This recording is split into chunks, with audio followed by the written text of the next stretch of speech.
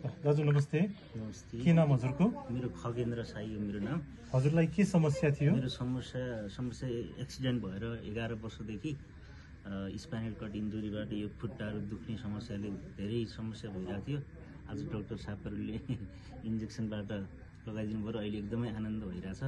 त्यो 11 वर्ष अगाडि अपरेसन गर्नु भएको थियो हैन? त्यो ढाडको नसा पुरै छ्याल्ल बिल्ल भएको थियो हैन? हो, त्यसपछि दुखाइ सुरु भयो। दुखाइ चाहिँ कहाँ हुने?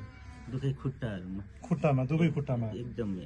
अनि दुवै खुट्टामा दुखाइ कस्तो, करेन्ट हाने जस्तो कस्तो किसिमको हुन्थ्यो? करेन्ट हाने जस्तो भन्दा पनि पिलोहरू आउँछ नि, त्यस्तो एकदम दुखिरहन्थ्यो कि समाति जस्तो हुने, त्यस्तो गर्थ्यो। त्यस अहिले आनन्द भइरहेछ। आनन्द भइरहेछ है। तपाईले चल्न सक्नुहुन्थेन, यो खुट्टा प्यारालाइज भइसकेको थियो हैन? अनि के निन्द्रा कतिको लाग्थ्यो?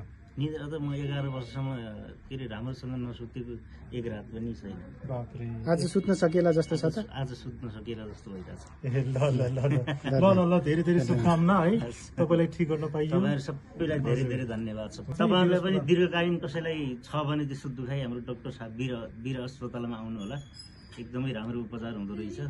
अनि जनमानसमा चाहिँ वीर अस्पताल एकदम फोहोर छ, सिस्टरहरू एकदम कराउँछ भन्ने भावना छ, त्यस्तो केही छ त? छैन, त्यस्तो मैले देखिनँ त्यस्तो त है। कति राम्रो सहयोगी भावना छ सबैसँग, मलाई एकदम राम्रो गर्नुभयो। तपाईँहरू पनि आउनु होला, कसैलाई दीर्घकालीन त्यस्तो दुखाइ छ भने भन्न चाहन्छु। धन्यवाद। धन्यवाद।